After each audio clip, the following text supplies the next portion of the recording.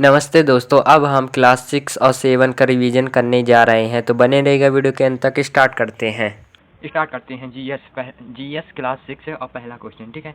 महाभियोग रिवीजन के क्वेश्चन है ये वाले, ठीक है। महाभियोग प्रक्रिया लिया गया है, यूएसए से लिया गया है। एवातक अभिलेख किस शासक से संबंधित है, तो कनिष्क से संबंधित है। ओजोन परत में छिद्र होने का पता 1985 में पता चला। और गैस से तरल अवस्था में रूपांतरण संघनन कहलाता है। कौन सा वंश विजयनगर साम्राज्य से संबंधित नहीं है, तो तुलु वंश, सालु वंश और संगम वंश और अराविडु वंश, ये सभी वंश जो हैं विजयनगर साम्राज्य से संबंधित हैं, ठीक है। तो चलिए आगे बढ़ते हैं। ये अपना फर्स्ट क्वेश्चन है। फर्स्ट क्वेश्चन कौन सा, देखो, कौन सा राज्य पौष पर्वोन उत्सव बनाता है, तो पश्चिम बंगाल जो है पौष पर्वोन उत्सव बनाता है।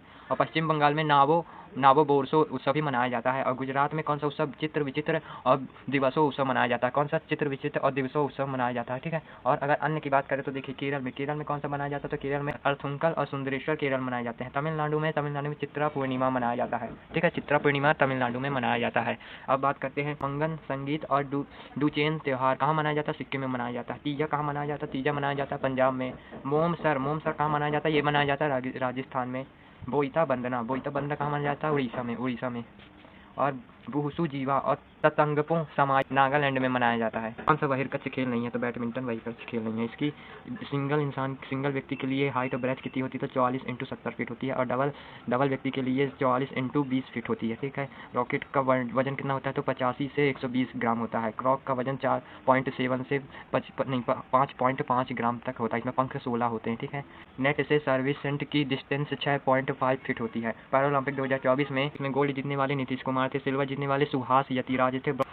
नेक्स्ट क्वेश्चन है, उस्ताद अल्लाह रुख मुख्यतः बाघ यम से संबंधित है, तो तबला से संबंधित थे। सितार किससे संबंधित कौन थे, हरविंदर कुमार शर्मा, जो कि जिन्हें 2023 में साहित्य नाटक अकादमी पुरस्कार से सम्मानित किया गया था। सरोद से संबंध कौन सा है, तो सारंग कुलकर्णी का संबंध सरोद से है। इनको युवा बिस्मिल्लाह खां पुरस्कार 2023 मिला। चौथा क्वेश्चन, केंद्र सरकार की योजनाओं एवं उनके प्रवर्तन की तारीखों के निम्नलिखित युग्मों में से कौन सा सही नहीं है, तो आत्मनिर्भर भारत का अभियान जो कि 13 मई 2020 से शुरू हुआ, ये सही नहीं है, ठीक है, ये गलत है। मिशन कर्मचारी कब आया था, 2 सितंबर 2020 को। प्रधानमंत्री स्वाधीनता योजना 1 जुलाई 2020 को। सामर्थ्य योजना कब आई, तो 14 मई 2020 को। कब आई, 14 मई 2020 को। पीएम जनधन योजना 28 अगस्त 2014 को आई। मिशन स्वच्छ भारत योजना 2 अक्टूबर 2014 को आई। पीएम मुद्रा योजना 8 अप्रैल 2015 को आई, ठीक है, 8 अप्रैल 2015 को आई। पीएम बीमा योजना 8 मई 2015 को आई थी। और पीएम उज्ज्वला योजना 2 चरणों में आई थी। पीएम उज्ज्वला योजना जो है 2 चरणों में आई थी। एक आई थी 1.0 और दूसरी आई थी 2.0। 1.0 कब आई थी, तो आपको बताना। 1.0 आई थी 1 मई 2016 को। 2.0 कब आई थी, तो 10 अगस्त 2021 को। पांचवा क्वेश्चन, किसने कहा कि राष्ट्रपति का आपातकालीन अधिकार संविधान के साथ धोखा है, तो KM नम्बियार ने कहा, ठीक है। भारतीय संविधान को अर्ध न्यायिक किसने कहा, तो KC वीयर ने कहा। भारतीय संविधान को सहकारी संघवाद किसने कहा, तो ग्रेनविल ऑस्टिन ने कहा था। DPSP को अनोखी विशेषता किसने कहा, तो ये कहा था बाबा साहब ने। BPSP को भावनाओं का सच्चा कूड़ादान TT कृष्णमाचारी ने कहा था। आर्टिकल 32 को संविधान की आत्मा कहा था बाबा साहब ने, ठीक है, बाबा साहब ने इनको कहा था। अब चलते हैं आगे, आगे चलते हैं। तो 6वां क्वेश्चन है, कौन भारत के उपराष्ट्रपति के निर्वाचन कराता है, तो कौन कराता है, लोकसभा और राज्यसभा दोनों मिलकर कराती हैं। इसमें निर्वाचित सदस्य और नामांकित सदस्य दोनों भाग लेते हैं, ठीक है। और ये आर्टिकल 66 में इसका वेतन 4 लाख रुपए होता है। राज्यसभा के सदस्य चुने जाने की योग्यता होनी चाहिए उपराष्ट्रपति के पास, ठीक है। और अगर हम बात करें तो राष्ट्रपति के पास कौन से सदन की योग्यता होनी चाहिए, तो राष्ट्रपति के पास कौन से सदन की होनी चाहिए, लोकसभा की होनी चाहिए, ठीक है, लोकसभा की होनी चाहिए। तो चलिए आगे चलते हैं, ठीक है। भारत का राष्ट्रपति, ठीक है, भारत का द्वितीय उच्चतम प्रतिष्ठित पदाधिकारी होता है, ये सही है। भारत के पास अपने पद से जुड़ा कोई औपचारिक कार्य नहीं होता, तो ये भी सही है। और राष्ट्रपति की अनुपस्थिति में अनेक कार्यों को करता है, ये सही है। राष्ट्रपति के रूप में कार्य करता है। यदि राष्ट्रपति त्याग पत्र देता है या पदच्युत किया जाता है तो उसकी मृत्यु हो जाती है, तो ये उपराष्ट्रपति काम करता है, ठीक है। अब चलते हैं क्वेश्चन नंबर 8वें पर। क्वेश्चन नंबर 8वां क्या कहता है, भारत के प्रधानमंत्री उत्तरदायी होते किसके प्रति, लोकसभा के प्रति उत्तरदायी होते हैं। आर्टिकल 75(3) में क्या बोला है, आर्टिकल 75(3) में बोला कि पीएम और मंत्रिपरिषद सामूहिक रूप से लोकसभा के प्रति उत्तरदायी होंगे, ठीक है। आर्टिकल 75(a) में क्या बोला है, आर्टिकल 75(a) कहता है कि पीएम की नियुक्ति राष्ट्रपति द्वारा होगी तथा अन्य मंत्रियों की नियुक्ति पीएम राष्ट्रपति द्वारा ही होगी, लेकिन पीएम की सलाह पर होगी। किसकी सलाह पर, पीएम की सलाह पर होगी। अब चलते हैं आगे। अब पीएम के कर्तव्य किसमें बताए गए, आर्टिकल 78 में बताए गए हैं। और संसद को किसमें बताया गया, आर्टिकल 79 में बताया गया। संसद के 3 पार्ट होते हैं, पहला कौन सा होता है, राज्यसभा, दूसरा लोकसभा, तीसरा पीडी यानी कि राष्ट्रपति, प्रेसिडेंट राष्ट्रपति। लोकसभा को आर्टिकल 80 में बताया गया है और यह निम्न सदन होता है, ठीक है। और सदस्य कुल वर्ष कितना होता है, 5 वर्षों का कार्यकाल होता है सदस्यों का, ठीक है। और राज्यसभा आर्टिकल 81 में बताया गया है और इसमें उच्च सदन कहते हैं राज्यसभा को। इसमें सदस्य का कार्यकाल 5-6 वर्षों का होता है, राज्यसभा में 6 वर्षों का, लोकसभा में 5 वर्षों का, ठीक है। और पीडी यानी राष्ट्रपति के बारे में आर्टिकल 52 बताता है। आर्टिकल 77 क्या कहता है कि कार्यपालिका की कार्यवाहियां सभी पीडी के नाम यानी प्रेसिडेंट के नाम पर होंगी मानी जाएंगी, ठीक है। मंत्रिपरिषद प्रेसिडेंट को सलाह देती है। यह आर्टिकल किससे संबंधित है, तो ये आर्टिकल 74 के तहत देती है, जो है मंत्रिपरिषद राष्ट्रपति को सलाह देती है, किसके तहत, आर्टिकल 74 के तहत देती है, ठीक है। अब चलते हैं आगे, को क्रमबद्ध में लगाइए, क्रमबद्ध लिखिए, ठीक है। इनका क्रम लिखना है तो देखो, पहले अगर कोई कानून बनाता होता, पहले आता है प्रस्ताव आता, फिर आता है बिल, ठीक है, फिर अधिनियम होता है और फिर वह बिल का विधि बन जाता है, मतलब कानून बन जाता है, ठीक है, कानून बन जाता है। कौन सी एक संसदीय कमेटी नहीं है, तो अनुदान की मांगों की कमेटी संसदीय कमेटी नहीं मानी जाएगी, नहीं मानते, ठीक है। संसदीय कमेटी कितने प्रकार की होती है, 2 प्रकार की होती है, एक स्थायी समिति होती है और दूसरा अस्थायी समिति होती है। स्थायी समिति कौन कौन सी होती है, तो स्थायी समिति जैसे लोक लेखा समिति, लोक लेखा समिति का गठन 1981 में हुआ। इसमें 15 जो सदस्य होते हैं वो लोकसभा से होते हैं और जो 7 सदस्य होते हैं वो होते हैं राज्यसभा से, ठीक है। और प्राक्कलन समिति ये भी स्थायी समिति है, इसके सदस्य 30 होते हैं और 30 सदस्य लोकसभा से होते हैं, ठीक है। ये 1950 में इसका गठन हुआ और किसने किया, जॉन मथाई की सिफारिश पर इसका गठन हुआ। और तीसरी कौन सी, सार्वजनिक उद्यमों की कमेटी, जिसमें 15 और 7 सदस्य होते हैं, 15 लोकसभा से 7 राज्यसभा से, ठीक है।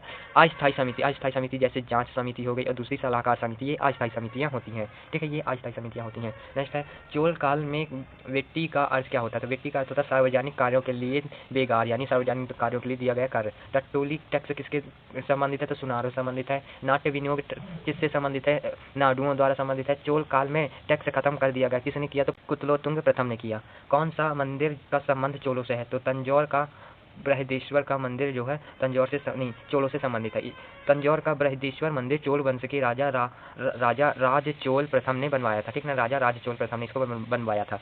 अब चलते हैं आगे, खजुराहो का कंदारिया महादेव का मंदिर किसने बनवाया था, तो ये चंदेल शासकों ने बनवाया था, धंगदेव ने इसको बनाया था, चंदेल शासकों के राजा धंगदेव ने इसको बनवाया था, ठीक है।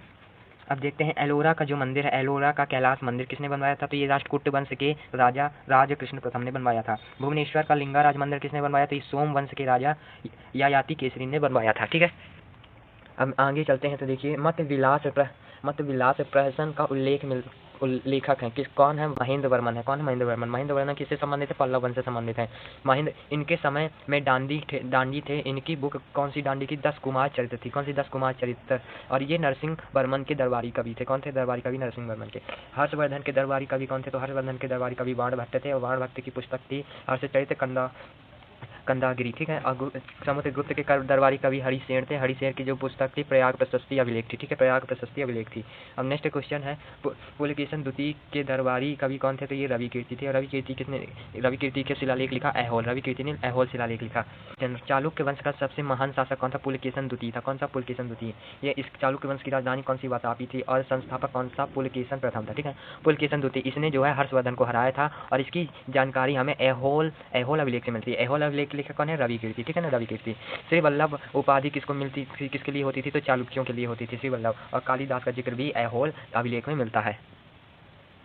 नेक्स्ट क्वेश्चन है 15वां क्वेश्चन, निम्नलिखित में से कौन सा एक कवि संगीतज्ञ था जो कविराज अथवा कवियों के शासक में उपनाम में प्रसन्नता का अनुभव कराता था, तो ये था समुद्रगुप्त था, ठीक है, समुद्रगुप्त। इसे क्या कहते हैं, भारत का नेपोलियन भी कहते हैं। क्या कहते हैं, भारत का नेपोलियन। इसकी उपाधि क्या थी, तो इसकी उपाधि थी पृथव्य प्रथम वीर, ठीक है, पृथव्य प्रथम वीर। अब सूची 1 को सूची 2 से मिलाना है, तो तिंगवा का विष्णु मंदिर कहाँ है, तो जिला जबलपुर में है, ठीक है।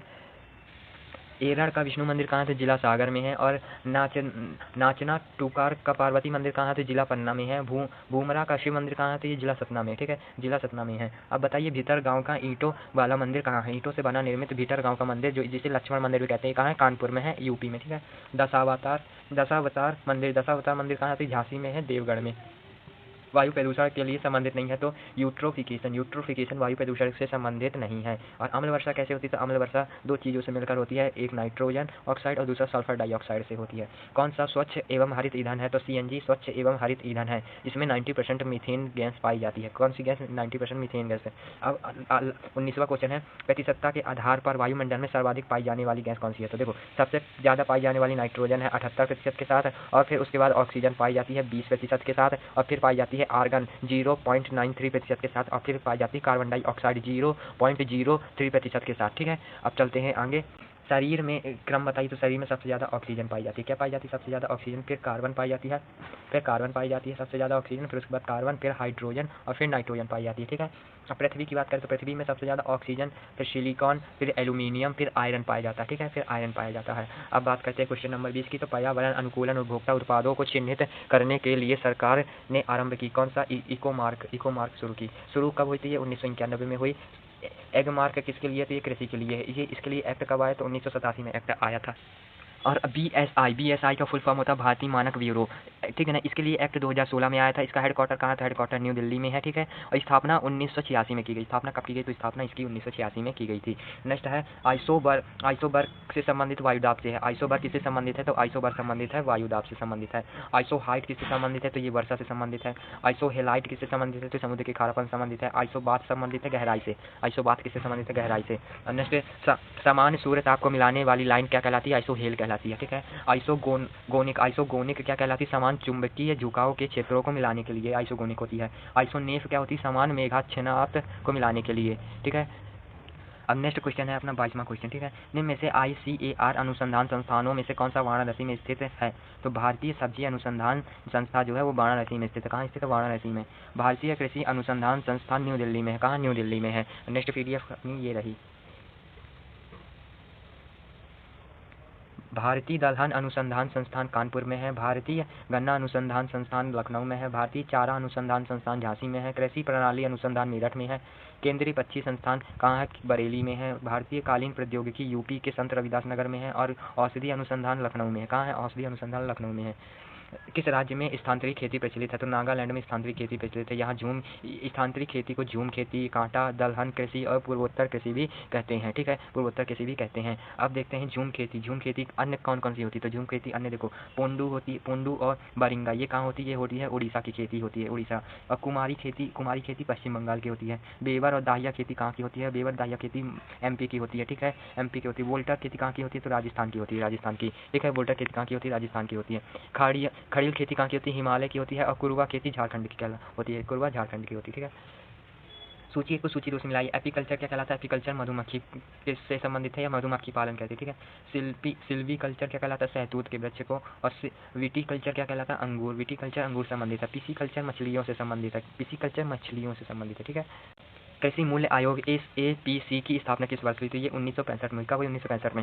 सदस्य 5 होते हैं। 1985 में इसे नया नाम मिला CACP, मतलब कृषि लागत एवं मूल्य आयोग। कृषि लागत मूल्य आयोग। इसका हेडक्वार्टर कहाँ है? तो न्यू दिल्ली में है, न्यू दिल्ली में, ठीक है। MSP इसका फुल फॉर्म होता है न्यूनतम समर्पित मूल्य, न्यूनतम समर्पित मूल्य। इसमें 23 फसलें हैं। कौन कौन सी है? अनाज फसलें जो है वो 7 फसलें हैं, 7 हैं। और दालें जो है 5 हैं। और तिलहन जो है 7 है, ठीक है। और वाणिज्य फसलें जितनी भी बची वो सारी वाणिज्य फसलें हैं। वाणिज्य फसलों में जैसे गन्ना और कच्ची कपास ये सब आते हैं। 26वां क्वेश्चन। यदि 10 न्यूटन और 5 न्यूटन के दो बलों को एक वस्तु पर एक दिशा में लगाया जाता है तो वस्तु पर कार्यरत कुल बल कितना होगा? तो ये 15 न्यूटन होगा। ये हल किया हुआ तो आप इसको देख सकते हैं और इसको हल कर सकते हैं, ठीक है ना। मैं हल करूंगा तो इसमें बहुत टाइम लग जाएगा, वीडियो लंबी हो जाएगी। प्रतिबल का प्रभाव निम्नलिखित में से किस पर निर्भर करता है? तो ये क्षेत्रफल पर निर्भर करता है। किस पर? क्षेत्रफल पर, क्योंकि प्रतिबल बराबर होता है बल गुणे क्षेत्रफल, ठीक है। तो ये क्षेत्रफल पर निर्भर करता है। नेक्स्ट क्वेश्चन है 14 किलोग्राम द्रव्यमान में 28 मीटर सेकंड के वेग वाले पिंड का संवेग कितना होगा? तो ये 392 किलोग्राम प्रति मीटर सेकंड होगा, ठीक है। नेक्स्ट है 2 या 2 से अधिक रूपों में किसी तत्व का होना जिसमें भौतिक गुण भिन्न हों लेकिन रासायनिक गुण समान हो तो क्या कहलाता है? अपरूपता कहलाता है। जैसे हीरा, ग्रेफाइट, फुलेरिन। हीरा का अपेक्षित घनत्व कितना होता है? 3.5 होता है, 3.52, ठीक है, 3.5 भी बोल सकते हैं। सोडियम कार्बोनेट का आणविक द्रव्यमान क्या होता है? तो इसका आणविक द्रव्यमान होता है 106। अब चलते हैं आगे। धावन सोडा धानी की कठोरता को कम करता है। एक अस्थायी कठोरता होती है, एक स्थायी कठोरता। अस्थायी कठोरता कैल्शियम मैग्नीशियम के बाइकार्बोनेट के कारण होती है और कैल्शियम और मैग्नीशियम के सल्फराइड क्लोराइड की वजह से होती है। नेक्स्ट क्वेश्चन है अपना 31वां क्वेश्चन। रदरफोर्ड के अल्फा कण प्रक्रिया की फलस्वरूप खोज की। तो परमाणु के नाभिक की खोज की, ठीक है। इसमें प्रोटॉन और इलेक्ट्रॉन दोनों मिलता है, ठीक है। और इलेक्ट्रॉन की खोज थॉमसन ने 1897 में की। इसमें आवेश कितना होता है? चार्ज कितना होता है? तो -1.6 × 10⁻⁻19 होती है, ठीक है, 19 कूलम। प्रोटॉन की खोज गोल्डस्टीन ने की 1920 में। इस पर आवेश होता है +1.6 × 10⁻⁻19 कूलम होता है, ठीक है ना।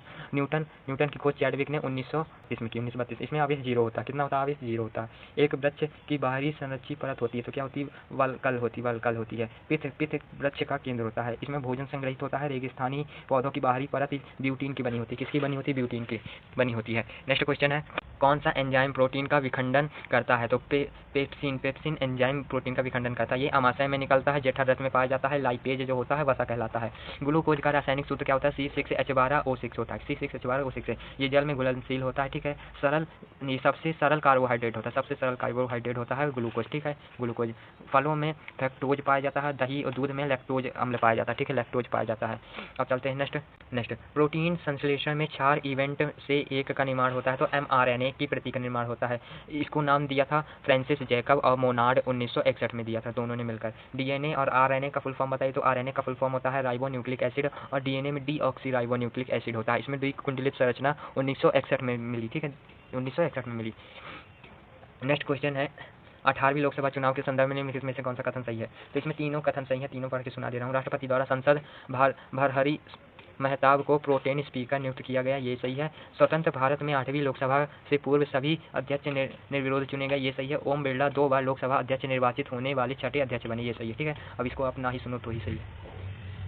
नेक्स्ट क्वेश्चन है 37वां, कौन सा 75/25 पहला लक्ष्य था, 2025 तक उच्च रक्तचाप और मधुमेह से पीड़ित 75 मिलियन व्यक्तियों की जांच करना और उन्हें मानक देखभाल प्रदान करना, ये था 75/25 का पहला लक्ष्य। खुरपका मुंह पर का लक्ष्य कब तक, यानी टारगेट और लक्ष्य कब तक है, 2025 तक। टीबी मुक्त भारत का टारगेट 2025 तक है। मलेरिया उन्मूलन का टारगेट 2030 तक है। HIV एड्स का टारगेट 2030 तक है, ठीक है। किस राज्य में बालिका शिक्षा को बढ़ावा देने के लिए मुख्यमंत्री संतुष्ट मोड़ना योजना शुरू की गई थी, ये असम में शुरू की गई, ठीक है। निजुता मोइना योजना बाल विवाह रोकने के लिए शुरू की गई थी। और गवाह सुरक्षा योजना के लिए सेकंड राज्य बना है असम, और पहला राज्य उड़ीसा बना है, ठीक है। पहला राज्य कौन सा बना है, उड़ीसा बना है। और योग श्री योजना वेस्ट बंगाल में शुरू की गई है। श्रमिक बेसरा योजना गुजरात में शुरू की गई है। मिशन दक्ष योजना बिहार में शुरू की गई है। रामलला दर्शन योजना छत्तीसगढ़ में शुरू की गई है। कहाँ की गई, छत्तीसगढ़ में। अब व्हीटली गोल्ड अवार्ड 2024 के लिए कौन सा कथन सही है, तो इसमें जो है सभी कथन सही है, ये दोनों सही कथन सही है। असम की वन्य जीव संरक्षणकर्ता डॉक्टर पूर्णिमा देवी बर्मन को व्हीटली अवार्ड से सम्मानित किया गया था। इन्हें 2017 में भी सम्मानित किया गया था, ये दूसरा है इनका, ठीक है। और दूसरा, पूर्णिमा देवी वर्मा को ग्रेटर रिजुटेंट स्टॉक हरियाली को बचाने के उनके प्रयासों के लिए यह पुरस्कार दिया गया, तो ये भी सही है। इस पुरस्कार को ग्रीन ऑस्कर के नाम से के रूप में जाना जाता है, तो ये भी सही है। आखिरी क्वेश्चन था अपना 40वां, पीएम मोदी ने भगवान महावीर निर्माण महोत्सव का उद्घाटन कहाँ किया गया, तो ये नई दिल्ली में किया। 2525वां रहा उद्घाटन। होमवर्क का क्वेश्चन कौन था, तो होमवर्क का क्वेश्चन था, किस राज्य में 55 जिलों में प्रधानमंत्री उत्कृष्टता महाविद्यालय की स्थापना को मंजूरी दी है, तो ये मध्य प्रदेश में दी है। कहाँ दी है, मध्य प्रदेश में दी है। अब हम करने वाले हैं क्लास 7 का रिवीजन, सर की क्लास 7 विजेता सीरीज का रिवीजन करने वाले हैं, तो बने रहेगा वीडियो के अंत तक। चलिए स्टार्ट करते हैं। ये अपना फर्स्ट क्वेश्चन रिवीजन का, पीएम उज्ज्वला योजना 2.0 कब शुरू हुई थी, ये 1 अगस्त 2021 को महोबा में शुरू हुई, 1 अगस्त 2021 को महोबा में शुरू हुई। डीपीएसपी को भावनाओं का सच्चा कूड़ादान किसे कहा, तो ये कीर्ति कृष्णामाचारी ने कहा, ठीक है। किसे अनुच्छेद के तहत राष्ट्रपति द्वारा प्रधानमंत्री की नियुक्ति होती है, तो किस अनुच्छेद द्वारा, अनुच्छेद 75(1) के द्वारा। बेवर कृषि, स्थानांतरित कृषि या झूम खेती किस प्रदेश से संबंधित है, तो ये मध्य प्रदेश से संबंधित है, एमपी से संबंधित है, ठीक है, एमपी से संबंधित है। हीरे का अपेक्षित घनत्व कितना होता है, तो 3.5 होता है, 3.52 होता है, या फिर 3.5 भी से लिख सकते हैं। अपना फर्स्ट क्वेश्चन क्या कहता है, तो वी बलसारा किस वाद्य यंत्र से संबंधित है, तो ये पियानो से संबंधित है। किससे, पियानो से संबंधित थे। इन्होंने एक एल्बम लिखी थी, एल्बम क्या थी, तो शैडो ऑफ टैगोर मेलोडीज, ठीक है। मैंडोलिन का संबंध किससे है, मैंडोलिन वाद्य यंत्र का संबंध, मैंडोलिन यंत्र का संबंध है श्रीनिवासम से। 2023 में बिस्मिल्लाह खां पुरस्कार किसने मिले, तो देखो बिस्मिल्लाह खां पुरस्कार जो है शुरू कब हुए, तो ये शुरू हुए 2006 से शुरू हुए, ठीक है, 2006 से ये शुरू हुए। ये मिले किसे, तो पहला ये मिले ऋषि कुमार उपाध्याय को मिले, जो कि पखावन से संबंधित थे। और सारंग कुलकर्णी को मिला, जो कि सरोद से संबंधित थे। अक्षय अनंत को मिला, जो कि मृदगम से संबंधित थे, ठीक है, मृदगम से संबंधित थे। अब नेक्स्ट है, कौन सा लोक नृत्य मिजोरम से संबंधित नहीं है, तो देखो मुनारी जो है लोक नृत्य मिजोरम से संबंधित नहीं है। ये कहाँ का लोक नृत्य, तो ये झारखंड से संबंधित है। झारखंड के अन्य नृत्य कौन कौन से हैं, झुमेर हो गया, ठीक है, डोम कोच हो गया, ऊँटा हो गया, फगुआ, ये सब झारखंड के हैं। और अगर हम मिजोरम की बात करें, तो मिजोरम में है चेलम, ठीक है, जंग तालम, चेराब है, तलंगलम और खानटम है, ये सब किसके हैं, ये सब है मिजोरम के, ठीक है, मिजोरम के। चलिए आगे चलते हैं। तीसरा क्वेश्चन है, कौन सा पुरस्कार विश्वविद्यालय को खेलों में अच्छे प्रदर्शन के लिए दिया जाता है। तो कौन सा पुरस्कार है? मौलाना अब्दुल कलाम आज़ाद ट्रॉफी। ये पुरस्कार यूनिवर्सिटी में अच्छे खेलों के लिए दिए जाते हैं, ठीक है। ये शुरू कब हुए थे? ये 1956 से 1957 में शुरू हुए। द्रोणाचार्य पुरस्कार कब दिया जाता है? द्रोणाचार्य पुरस्कार जो है प्रशिक्षक को दिया जाता है। अर्जुन पुरस्कार की शुरुआत कब हुई? तो अर्जुन पुरस्कार की शुरू हुआ 1961 से और ये खिलाड़ियों को दिया जाता है, ठीक है। और ध्यानचंद पुरस्कार किसे दिया जाता है? तो ध्यानचंद पुरस्कार शुरू हुए 2002 से शुरू हुए थे, ठीक है। और ये मौलाना अब्दुल कलाम ट्रॉफी जो थी ये 2023 में गुरु नानक यूनिवर्सिटी ने जीती थी और 24 बार से यही जीत रही है, ठीक है। 24 बार इसने जीता था। अब चलते हैं आगे की ओर। पहला नहीं देखो, ग्रैंड स्लैम के संबंध में कथन कौन सा सही है? तो ग्रैंड स्लैम के कथन देखो, टेनिस के 4 ग्रैंड स्लैम टूर्नामेंट हैं। Australia open, French open, Wimbledon open, US open, ठीक है। और दूसरा है फ्रेंच ओपन 1891 में शुरू हुआ। इसे रोलैंड गैरोस टूर्नामेंट के नाम से भी जाना जाता है। तो ये भी सही है, ठीक है। मैं फैक्ट जो है आप लोगों को सही करके ही देता हूँ। ये सही है, दोनों सही हैं। और सबसे पुराना विंबलडन कौन सा है? तो सबसे पुराना विंबलडन 1977 का है, जिसे खेला जाता है घास के मैदान में, ठीक है। यूएस ओपन कब का है? तो ये 1881 का है। फ्रेंच ओपन कब का है? तो फ्रेंच ओपन 1891 का है। ऑस्ट्रेलिया ओपन 1905 का है। पांचवा क्वेश्चन है, संसद में शून्यकाल का समय बताइए। तो दोपहर 12 बजे से शाम 1 बजे तक शून्यकाल रहता है, ठीक है। कब रहता है? दोपहर 12 बजे से 1 बजे तक रहता है, ठीक है। जिसमें लोक महत्व के जरूरी मुद्दे सुलझाए जाते हैं, ठीक है। जिसमें लोक महत्व के जरूरी मुद्दे जो है सुलझाए जाते हैं। और 11 से 12 बजे तक प्रश्नकाल होता है और 1 से 2 बजे तक लंच टाइम होता है, ठीक है। लोकसभा अध्यक्ष ने कहा कि प्रश्नकाल जैसा कोई भी कुछ नहीं होता। तो ये कहा सुमित्रा महाजन ने। किसने कहा? सुमित्रा महाजन ने कहा। और ये सेकंड महिला लोकसभा अध्यक्ष थी। कौन थी? सेकंड महिला लोकसभा अध्यक्ष। तो पहली महिला लोकसभा अध्यक्ष कौन सी थी? ये थी मीरा कुमारी थी, ठीक है। मीरा कुमारी पहली लोकसभा अध्यक्ष थी। 11 से 12 क्या होता है? प्रश्नकाल होता है, ठीक है ना। इसमें प्रश्नकाल होता है तो इसमें प्रश्न पूछे जाते हैं। कौन कौन से? तारांकित प्रश्न पूछे जाते हैं, अतारांकित प्रश्न और लघु सूचना प्रश्न पूछे जाते हैं। तारांकित प्रश्न का आंसर मौखिक में दिया जाता है और इसमें 2 क्वेश्चन पूछे जाते हैं, जिसे अनुपूरक प्रश्न भी कहते हैं। अतारांकित प्रश्न ये लिखित में लिए जाते हैं और ये इसमें 230 क्वेश्चन पूछे जा सकते हैं। लघु सूचना प्रश्न इसमें जो है लिखित में इसका आंसर लिया जाता है, रिटन में। नेक्स्ट क्वेश्चन है, सदन में एक सदस्य से स्पीकर बोलने को मना करते हुए दूसरे सदस्य को बोलने को कहते हैं, तो इसे क्या कहते हैं? तो इसे यील्डिंग द फ्लोर कहते हैं। क्या कहते हैं? Yielding the floor. संसद में कितने सत्र होते हैं? तो संसद में टोटल सत्र होते हैं 3, ठीक है। 3 सत्र होते हैं, ये आर्टिकल 85 में बताया गया है। 3 सत्र होते हैं, आर्टिकल 85 में बताया गया, ठीक है। पहला सत्र कौन सा होता है? पहला सत्र होता है बजट सत्र। इसमें ये सबसे बड़ा सत्र होता है और ये सत्र कब आता है? फरवरी या मार्च में ये सत्र चलता है, ठीक है। फरवरी या मार्च में चलता है। और दूसरा सत्र कौन सा है? तो दूसरा है मानसून सत्र, ठीक है। मानसून सत्र ये जुलाई और अगस्त में चलता है, जुलाई अगस्त तक ये चलता है, ठीक है। और तीसरा सत्र होता है शीतकालीन सत्र। ये सबसे छोटा सत्र होता है और ये नवंबर दिसंबर तक चलता है, ठीक है। नवंबर दिसंबर में चलता है। अब चलते हैं आगे। मिनिमम कितने सत्र जारी होना चाहिए? तो मिनिमम कम से कम 2 सत्र होने ही चाहिए। कितने सत्र? 2 सत्र इसमें होने ही चाहिए। राष्ट्रपति अध्यादेश, अगर ये सत्र चल रहे हैं और कोई भी आदेश लाना है तो कैसे लाया जाएगा? तो राष्ट्रपति क्या करेंगे? आदेश जारी करेंगे, अध्यादेश जारी करेंगे, ठीक ना। अध्यादेश जारी करेंगे। ये किस आर्टिकल के तहत जारी करेंगे? तो ये जारी करेंगे आर्टिकल 123 के तहत। आर्टिकल 123 के तहत जारी करेंगे। और ये अध्यादेश कब तक लगा रहेगा? तो ये अध्यादेश 6 महीने 6 वीक तक लगा रहेगा। 6 महीने 6 मंथ और 6 वीक तक लगा रहेगा, ठीक है। अब स्थगन किसे कहते हैं? तो स्थगन सत्र को आगे कर देने को स्थगन कहते हैं। सत्र को आगे कर देने को, जरूरी मीटिंग के कारण या फिर जरूरी कुछ हो तो उस सत्र जो है आगे कर दिया जाता है, उसको टाल दिया जाता है, तो ये स्थगन कहलाता है। सत्रावासन क्या कहलाता है? राष्ट्रपति को अधिकार है कि वो सत्रावासन कर सकता है। राष्ट्रपति को ये अधिकार है, सत्रावासन कर सकता है। सत्रावासन होगा किसका? तो ये होगा लोकसभा का सत्रावासन होगा। किसका? लोकसभा का। और ये आर्टिकल 85 के सेक्शन 2 में बताया गया है, ठीक है ना। सेक्शन 2 में, आर्टिकल 85 के सेक्शन 2 में बताया गया है। विघटन क्या है? तो विघटन होता है लोकसभा का, ठीक है। लोकसभा का विघटन होता है, राज्यसभा का विघटन नहीं होता, क्योंकि लोकसभा अस्थायी समिति होती है और राज्यसभा स्थायी समिति होती है, इसलिए इसका विघटन होता है, इसका विघटन नहीं होता, ठीक है। लोकसभा और राज्यसभा में गण पूर्ति के लिए सदस्य चाहिए तो 1/2 सदस्य चाहिए, ठीक है। और ये बात किस में कही गई? तो आर्टिकल 100 के सेक्शन 3 में कही गई, सेक्शन 3 में कही गई है, ठीक है। आर्टिकल 100 के सेक्शन 3 में कही गई है। तो चलिए अब चलते हैं आगे। तो आर्टिकल 101 क्या कहता है देखते हैं।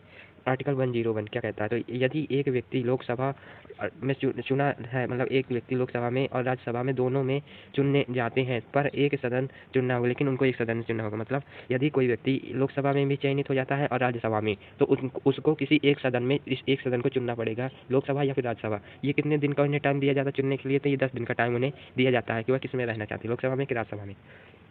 पहले अगर राज्यसभा का सदस्य था, फिर लोकसभा नहीं राज्यसभा का सदस्य बना, तो पहले वाला पद छोड़ना होगा, ठीक है। यदि देखो, यदि वह किसका सदस्य है, लोकसभा का सदस्य, ठीक है, और फिर वह राज्यसभा में भी चयनित हो जाता है, तो उसे जो है लोकसभा को छोड़ना होगा, ठीक है, लोकसभा को छोड़ना होगा, ठीक है, लोकसभा को छोड़ना होगा। अब बात करते हैं सदस्यों की उम्र की, सदस्यों की उम्र की। तो ये आर्टिकल कितने में, आर्टिकल 184 में बताया गया है इसकी उम्रें। जैसे कि लोकसभा के लिए कितनी उम्र, 25 ईयर चाहिए, 25 साल की, और विधान परिषद के लिए भी इतनी चाहिए। लोकसभा राज्यसभा के लिए कितनी चाहिए, 30 वर्ष की चाहिए, और विधान परिषद के लिए भी 30 वर्ष की चाहिए। आर्टिकल 184 जैसे कि मैंने आपको बता ही दिया। अब नेक्स्ट चलते हैं अपन, लोक प्रतिनिधित्व अधिनियम एक्ट कब आया, तो ये आया 1951 में आया। संसद सदस्य की रिक्ति को बताता है, ये किसकी बताता है, संसद सदस्यों की रिक्ति को बताता है, ठीक है, संसद में अगर कहीं भी रिक्त होगी तो ये बताता है। 7वां क्वेश्चन, निम्न में से कौन सी शक्तियाँ लोकसभा को राज्यसभा की तुलना में अनन्य रूप से प्राप्त होती हैं, तो अनन्य रूप से प्राप्त होती है कौन कौन सी, तो देखो, पहली शक्ति होती है धन वित्त विधेयक केवल लोकसभा में प्रस्तुत किया जा सकता है, ठीक है ना, ये सही है। और दूसरी शक्ति होती है धन विधेयक निरस्तीकरण अथवा संशोधन के संबंध में ये भी इसको प्राप्त है, ठीक है। मंत्रिपरिषद के उत्तरदायित्व के संबंध में ये भी इसको प्राप्त है, ठीक है। और अखिल भारतीय सेवाओं में सृजन के संबंध में तो ये गलत है, ये राज्यसभा को प्राप्त है, किसको प्राप्त है, ये राज्यसभा को प्राप्त है। तो ये कौन सा गलत होगा, ये वाला गलत हो गया, चौथा वाला अपना। तो चलिए आगे चलते हैं। प्रश्न 8वां, भारतीय संसद के दोनों सदनों की संयुक्त बैठक किस संबंध में होती है, तो साधारण विधेयक के संबंध में होती है। और संयुक्त बैठक का प्रावधान किस आर्टिकल में है, तो ये है आर्टिकल 108, मतलब कि 108 संविधान अनुच्छेद। संविधान संशोधन विधेयक किस आर्टिकल में, तो आर्टिकल 368 में, आर्टिकल 368 में, ठीक है। वित्त विधेयक किसमें, तो वित्त विधेयक है आर्टिकल 170 के ए और सी दोनों में है। संयुक्त बैठक कितनी बार बुलाई गई है वर्तमान में, मतलब कि अभी तक कितनी बैठक बुलाई गई है संयुक्त बैठक की, तो 3 बैठक बुलाई गई। कब कब, देखो, पहली बुलाई गई है 1960 में, कब बुलाई गई, 1960 में बुलाई गई है दहेज प्रतिषेध अधिनियम के लिए, काय के लिए, दहेज प्रतिषेध अधिनियम के लिए। और दूसरी 1977 में बुलाई गई है बैंकिंग सेवा आयोग के लिए, किसके लिए, बैंकिंग सेवा आयोग के लिए। और तीसरी 2002 में बुलाई गई है आतंकवाद निवारण के लिए, ठीक है, आतंकवाद निवारण के लिए बुलाई गई है। 9वां क्वेश्चन, कौन सा भारत में संघ राज्य संबंध से संबंधित नहीं है, तो कौन सा नहीं है, तो इंद्रजीत गुप्ता समिति संबंधित नहीं है। और ये कब आई, तो 1998 में आई, चुनाव सुधार के लिए आई थी, ठीक है। दिनेश गोस्वामी कमेटी ये 1990 में आई थी। चुनाव आयोग में 3 सदस्य किए गए इसके तहत। संघ राज्य संबंध में संविधान के भाग 11 और पार्ट 1 में क्या कहा गया है कि केंद्र और राज्य के बीच विधायी संबंध को बताया गया, केंद्र और राज्यों के बीच विधायी संबंध को बताया गया। ये आर्टिकल कितने में, आर्टिकल 245 से 255 में है, ठीक है। और भाग 11 के पार्ट 2 में क्या कहा गया, तो पार्ट 2 में कहा गया कि प्रशासनिक संबंध को बताया गया, पार्ट 2 में प्रशासनिक संबंध को बताया गया। और ये किस आर्टिकल में है, तो 256 से 263 तक। और भाग 12 में क्या बताया गया, तो भाग 12 में बताया गया है वित्तीय संबंध को बताया गया, किसको, वित्तीय संबंध को। और ये आर्टिकल 268 से 293 तक है, ठीक है, 293 तक है। अब चलते हैं नेक्स्ट, नोट की बात करें, मतलब कि नोट की बात करें तो देखो, केंद्र राज्य संबंध पर समितियां गठित हुई, ठीक है, केंद्र राज्य के संबंधों पर समितियां गठित हुई। तो कौन कौन सी समिति गठित हुई, तो पहली गठित हुई शीतलवाड़ा कमेटी गठित हुई, जो प्रशासनिक सुधारों के लिए हुई थी, ठीक है ना। इसके परिणाम स्वरूप प्रशासनिक सुधार आयोग मिले, कितने प्रशासनिक सुधार आयोग मिले, तो 3, आगे चल के उसको पढ़ेंगे। तो देखिए कौन कौन से प्रशासनिक सुधार आयोग है, तो देखिए पहला प्रशासनिक सुधार आयोग ये रहा, जो पहला प्रशासनिक सुधार आयोग जो कि 1966 का है। कब का, 1966 का। इसके अध्यक्ष कौन थे, तो हनुमतैया थे, ठीक है, इसके अध्यक्ष हनुमतैया थे। इसने अपनी रिपोर्ट कब दी, तो 1970 में अपनी रिपोर्ट दी थी, 1970 में अपनी रिपोर्ट दी थी। दूसरा कौन प्रशासनिक आयोग था, तो दूसरा प्रशासनिक आयोग 2005 का था, जिसके अध्यक्ष वीरप्पा मोइली, और इन्होंने अपनी रिपोर्ट 2009 को पेश की। कब की, 2009 को इन्होंने अपनी पेश की रिपोर्ट।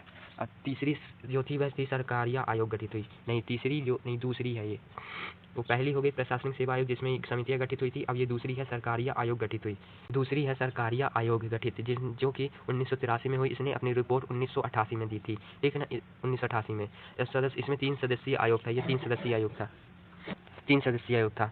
अंतर्राज्यीय परिषद की स्थापना कब हुई थी, ये 1990 में हुई। इसके अध्यक्ष पीएम होते हैं, ठीक है, अध्यक्ष कौन होते हैं, पीएम होते हैं। और मदन मोहन आयोग की स्थापना कब हुई, तो 2007 में हुई, मदन मोहन की योजना 2007 में हुई। रिपोर्ट कब दी, तो रिपोर्ट दी 2010 में इसको अपनी रिपोर्ट दी मदन मोहन कमेटी ने। 10वां क्वेश्चन, भारतीय संघात्मक व्यवस्था में तृतीय बल कब जोड़ा गया, तो ये 1992 को जोड़ा गया, ठीक है, 1992 को। इसी के तहत 73वां व 74वां संविधान संशोधन जोड़ा गया था। 73वां संविधान संशोधन किसके लिए था, तो 73वां संविधान संशोधन में 11वीं अनुसूची जोड़ी गई, जो ग्राम पंचायत से संबंधित थी, और इसमें 9 विषय थे, कितने विषय थे, 9 विषय थे। और दूसरा 74वां संविधान संशोधन जोड़ा गया, जो कि 12वीं अनुसूची से संबंधित है, और इसमें नगर पंचायत से संबंधित है, और इसमें विषय कितने थे, 18 विषय थे इसमें। नेक्स्ट 11वां क्वेश्चन, निम्नलिखित साहित्य की शास्त्रीय पुस्तकों में से कौन सी गुप्त काल की लिखी गई है? तो ये सभी जो है गुप्त काल की लिखी गई हैं। गुप्त काल की कौन कौन सी है देखो, अमरकोश है जो कि अमन सिंह ने लिखी थी, कामसूत्र है वत्सलयान ने लिखी थी, मेघदूत है कालिदास ने लिखी थी, अमुद्रा राक्षस है विशाखा दत्त ने लिखी थी, ठीक है। और ये पुस्तक है जो कि शूद्रक ने लिखी थी, विक्रमोर्वशीय कालिदास ने लिखी थी। कालिदास की एक पुस्तक थी अभिज्ञान शकुंतला, जिसे इंग्लिश में सबसे पहले ट्रांसलेट किया गया था 1979 को, 1779 को। कब किया गया था? 1779 को इंग्लिश में ट्रांसलेट किया गया था। भारत में फाहियान कब आया? तो भारत में फाहियान आया 399 एडी में आया। कब आया? 399 एडी में आया था, ठीक है, 399 एडी में। इसकी बुक फाक्यों की थी, इसकी बुक क्या थी? फाक्यों की। और ये प्रथम चीनी यात्री था। चंद्रगुप्त द्वितीय के समय ये आया था। कब आया? चंद्रगुप्त द्वितीय के समय। वापस कब गया था? 1414 एडी में ये वापस गया था। और यही जो है चंद्रगुप्त मौर्य के शासन का समय है, ठीक है। मेगस्थनीज कब आया? तो ये चंद्रगुप्त मौर्य के दरबार में आया था 1922 से 1998 बीसी तक इनका कार्यकाल रहा। हिनसांग कब आया? तो हिनसांग आया, हिनसांग यात्रियों का राजकुमार कहा जाता है। हिनसांग को यात्रियों का राजकुमार कहा जाता है। ये 629 से 644 तक आया। और इसकी बुक कौन सी थी? तो सी यू की इसकी जो थी बुक थी, सी यू की इसकी बुक थी, ठीक है।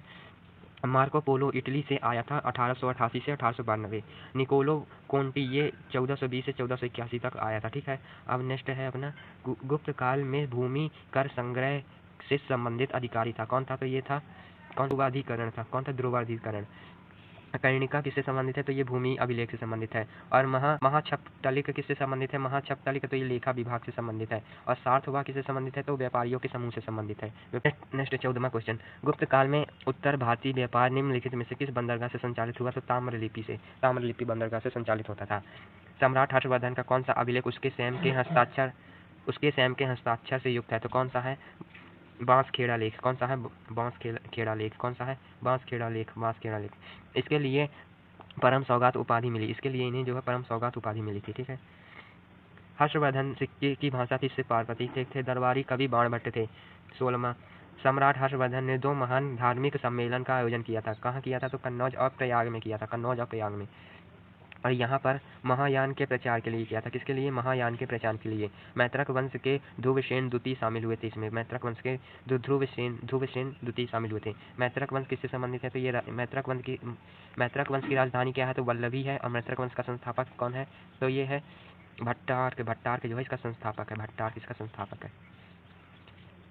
ग्लोब का संप्रति औसत तापमान है, तो यह 15 डिग्री सेल्सियस है। निम्न महाद्वीपों को उसके क्षेत्रीय आकार के बढ़ते हुए क्रम में लिखिए। तो पहला ऑस्ट्रेलिया हो जाएगा, दूसरा यूरोप हो जाएगा, तीसरा अंटार्कटिका हो जाएगा, चौथा दक्षिण अमेरिका हो जाएगा, ठीक है, दक्षिण अमेरिका हो जाएगा। को हम घटते क्रम में लिखें तो एशिया सबसे पहले नंबर पे, दूसरे नंबर पे अफ्रीका, तीसरे नंबर पर नॉर्थ अमेरिका, चौथे नंबर पर साउथ अमेरिका, पाँचवें नंबर पर अंटार्कटिका और छठवें नंबर पर यूरोप आ जाएगा, सातवें नंबर पर ऑस्ट्रेलिया आ जाएगा। जनसंख्या के घटते क्रम में लिखें तो देखो एशिया सबसे पहले आ जाएगा और अफ्रीका दूसरे नंबर पर, यूरोप तीसरे नंबर पर, नॉर्थ अमेरिका चौथे नंबर पर और पाँचवें नंबर पर साउथ अमेरिका आ जाएगा। क्या आ जाएगा? साउथ अमेरिका पाँचवें नंबर पर, ऑस्ट्रेलिया छठवें नंबर पर।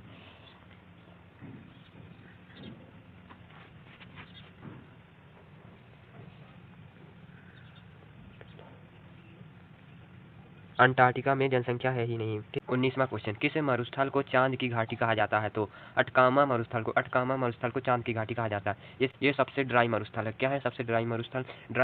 सबसे बड़ा ड्राई मरुस्थल कौन सा है? तो अंटार्कटिका है। अंटार्कटिका सबसे बड़ा ड्राई मरुस्थल है। और सबसे बड़ा मरुस्थल कौन सा है? तो सहारा का मरुस्थल जो कि सबसे बड़ा। ये कहाँ है? तो अफ्रीका में फैला। कहाँ है? अफ्रीका में। 20वां, कौन सा हिमनद नुब्रा घाटी में स्थित है? तो नुब्रा घाटी जो है कौन कौन नदी मिलकर बनाती है? तो इस श्लोक नदी और नुब्रा नदी मिलकर इसको बनाती है। और ये कहाँ है? तो सियाचिन ग्लेशियर में, ठीक है ना। इसकी लेंथ कितनी है? तो 75 किलोमीटर। कितनी है? 75 किलोमीटर। दुनिया का सबसे बड़ा हिमनद कौन सा है? तो लैम्बार्ट जो सबसे बड़ा हिमनद है, जिसकी लंबाई 400 किलोमीटर है। और ये है अंटार्कटिका में, ठीक है। हिमनद 4 प्रकार के होते हैं। कौन कौन से? महाद्वीपीय हिमनद, अल्पराइन हिमनद और पर्वतीय हिमनद, गिरिपद हिमनद। कौन सा एक जड़ नहीं है? तो आलू जड़ नहीं है, हल्दी, केसर, अदरक, प्याज ये सभी जड़ तने में आते हैं, जड़ में नहीं आते, ठीक है, जड़े में नहीं आते, तने में आते। 22वां क्वेश्चन, भारत में राष्ट्रीय खाद्य सुरक्षा कानून लागू हुआ। कब लागू हुआ? तो 2013 में लागू हुआ। राष्ट्रीय खाद्य सुरक्षा आयोग कब शुरू हुआ? तो 2007 में शुरू हुआ। राष्ट्रीय उपभोक्ता एक्ट कब आया? तो ये आया 2006 में, ठीक है। इसकी टैगलाइन क्या थी? जागो ग्राहक जागो, ठीक है। टैगलाइन क्या थी? जागो ग्राहक जागो। NAFD यानी कि नेफेड, नेफेड से संबंधित है। कौन संबंधित है? तो कृषि उत्पादों के विपणन से, कृषि उत्पादों के विपणन से नेफेड संबंधित है। राष्ट्रीय कृषि सहकारी विपणन संघ 1998 का है। इसका हेडक्वार्टर कहाँ है? तो नई दिल्ली में है। 4 क्षेत्रीय कार्यालयों से संबंधित है। ठीक है। 24वां क्वेश्चन, भारतीय कृषि की विशेषता है। तो भारतीय कृषि की विशेषता है श्रम अधिशेष, अर्थव्यवस्था और उत्पाद की परंपरागत तकनीक। ठीक है। 25वां क्वेश्चन, आदर्श बेरोजगारी सामान्य पाई जाती है। तो प्राथमिक क्षेत्रों में पाई जाती है। कहाँ? प्राथमिक क्षेत्रों में पाई जाती है, जैसे कृषि, वानिकी, पशुपालन। सबसे ज्यादा जनसंख्या यही होती है। 26 क्वेश्चन, कौन सी भौतिक राशि है जो कभी भी ऋणात्मक नहीं हो सकती? तो दूरी जो है कभी भी ऋणात्मक नहीं हो सकती। 27वां क्वेश्चन, किसी प्रक्षेप का प्रक्षेपवक्र होता है। क्या होता है? परवलयाकार होता है, परवलयाकार। मंदता का अर्थ क्या है? तो मंदता का अर्थ तो ऋणात्मक त्वरण से है, ऋणात्मक त्वरण से है। ठीक है। 29 क्वेश्चन, कैथोड किरण प्रयोग पहली बार किसके द्वारा किया? तो ये जे थॉमसन ने किया था इसका प्रयोग सबसे पहले। इलेक्ट्रॉन की खोज इसी ने की थी। ठीक है। 30वां क्वेश्चन, किसी परमाणु के कक्ष में समायोजित किए जा सकने वाले इलेक्ट्रॉन की अधिकतम संख्या किस सूत्र द्वारा दर्शाया जाता है? तो ये 2n द्वारा दर्शाया जाता है। किसके द्वारा? 2n द्वारा दर्शाया जाता है। 72 कोष में उपस्थित इलेक्ट्रॉन की संख्या को कहते हैं संयोजक इलेक्ट्रॉन। क्या कहते हैं? संयोजक इलेक्ट्रॉन कहते हैं। और समान संयोजक इलेक्ट्रॉन किसमें होते हैं? तो ये होते हैं हैलोजन में, जैसे क्लोरीन हो गया, फ्लोरीन, क्लोरीन, ब्रोमीन, ये इनमें होते हैं। नेक्स्ट क्वेश्चन है, कौन सा कथन सही है? तो कथन कौन सा सही है? तो ये वाला कथन सही है कि एक्स गुणसूत्र वाले शुक्राणुओं में 23 गुणसूत्र होते हैं और वाई गुणसूत्र वाले शुक्राणुओं में भी 23 गुणसूत्र होते हैं। ठीक है। लिंग निर्धारण के लिए कौन सा उत्तरदायी होता है? तो एलोसोम्स जो है लिंग निर्धारण के लिए उत्तरदायी होता है। इसे सेक्स क्रोमोसोम भी कहते हैं, सेक्स क्रोमोसोम भी इसे कहते हैं। ठीक है। 34 क्वेश्चन, निम्नलिखित में से कौन सा गुणसूत्र लड़की के जन्म के कारण होता है? तो XX होता है। कौन सा XX होता है? मेंडल ने मटर के पौधे को क्यों चुना? क्योंकि उसमें विषम दिखने वाले गुण थे। क्यों? क्योंकि उसमें विषम दिखने वाले गुण थे। भारत में कितने साल बाद ICC विश्व कप का खिताब जीता? तो ये 13 साल बाद जीता गया। कितने साल बाद? 13 से। 2011 में हमने ODI जीता, 2024 में T20 वर्ल्ड कप जीता। ठीक है ना। आयोजन कहाँ? वेस्ट इंडीज प्लस USA के बीच हुआ। आयोजन अफ्रीका को हराया इसका आयोजन। हमने हराया किसको इसमें? वेस्ट अफ्रीका को 7 रन से हराया था। मैच ऑफ द मैन किसे कहते हैं? तो 76 रन के साथ कोहली को मैच ऑफ द मैन कहते हैं। और मैच ऑफ सीरीज किसे कहते हैं? तो जसप्रीत बुमराह को कहते हैं। 15 विकेट लिए थे इन्होंने। अगला T20 world cup India versus Sri Lanka के मध्य कब होगा? 2026 में होगा। कब होगा? 2026 में होगा। ठीक है। पहला T20 world cup India versus Pakistan के मध्य हुआ, जिसमें 2007 में हुआ और जिसमें पाकिस्तान 5 रन से हारा था। 5 रनों के साथ पाकिस्तान हारा था। 37 क्वेश्चन, भारत में 46वीं यूनेस्को विश्व धरोहर समिति की बैठक कहाँ आयोजित करने का फैसला किया गया है? तो भारत मंडपम में किया गया। यूनेस्को में 21 सदस्य होते हैं। ठीक है ना। ये कब? 23 जुलाई 2024 को होगी बैठक हुई। ठीक है। 24 यूनेस्को साइट शामिल है। यूनेस्को में कितनी साइट? 24 यूनेस्को साइट शामिल है। यहीं से भारत मंडपम से 24 यूनेस्को साइट शामिल है। सबसे ज़्यादा यूनेस्को साइट कहाँ है? तो इटली में है। 60 यूनेस्को साइट के साथ इटली है। और सेकंड कौन सा है? सेकंड है चाइना, जो कि 59 यूनेस्को साइट के साथ है। भारत की कितनी साइट है यूनेस्को में? तो 43 साइट है। कौन कौन सी है? तो पहली है 35 है कल्चरल, मतलब कि 35 है कल्चरल, और 7 है नेचुरल। ठीक है। 7 नेचुरल और एक मिक्सचर है एक। ठीक है। और 43वीं कौन सी है? तो 43वीं है मोदीआम्स। कौन सी है? 43वीं मोदीआम्स है। और इनटेंजिबल अमूर्त सांस्कृतिक विरासत कितनी है? तो 15 है। और पहली कौन सी है? तो पहली है वैदिक मंत्रों का जाप। कौन सी है? वैदिक मंत्रों का जाप। और 15वीं कौन सी है? तो गरबा है। कौन सी है? 15वीं है गरबा। ठीक है। 38वां क्वेश्चन, मर्सर की cost of living city ranking 2024 के अनुसार भारत का सबसे महंगा शहर किसे माना जाता है? तो मुंबई को सबसे महंगा शहर माना जाता है। दुनिया का सबसे महंगा स्थान हांगकांग है, फिर उसके बाद सिंगापुर है, फिर उसके बाद ज्यूरिख। ठीक है। 29 क्वेश्चन, किस राज्य में न्यूयॉर्क के टाइम्स स्क्वायर की तर्ज पर टी स्क्वायर बनाए जाने की घोषणा की है? तो ये तेलंगाना ने की है। ठीक है। तेलंगाना के सीएम रेवंत रेड्डी है। तेलंगाना के गवर्नर आप लोगों को कमेंट करके बताना है। लोकसभा सीट कितनी है? इसमें 17 है। 40वां क्वेश्चन, हाल ही में खबरों में रही चिपचिपी मुद्रास्फीति क्या है? तो एक ऐसी घटना जिसमें कीमतें आपूर्ति और मांग में परिवर्तन के अनुसार शीघ्र समायोजित नहीं होती, तो ये कहलाती है चिपचिपी मुद्रास्फीति। और होमवर्क का क्वेश्चन था अपना, होमवर्क का क्वेश्चन था, क्या था होमवर्क का क्वेश्चन? कि केंद्रीय बजट 2024 में कितनी प्राथमिकताएं निर्धारित है? तो कितनी प्राथमिकताएं निर्धारित है? टोटल 9 प्राथमिकताएं निर्धारित है। कितनी? 9 प्राथमिकताएं निर्धारित है। ठीक है। तो फ्रेंड्स, इस वीडियो में मिलते हैं नेक्स्ट वीडियो में। जब तक के लिए धन्यवाद। वीडियो को लाइक जरूर कर दीजिएगा लास्ट में, क्योंकि आपके लिए ये वीडियो बनाई गई है, तो लाइक जरूर कर दीजिएगा और सब्सक्राइब अति अवश्य कर दीजिएगा।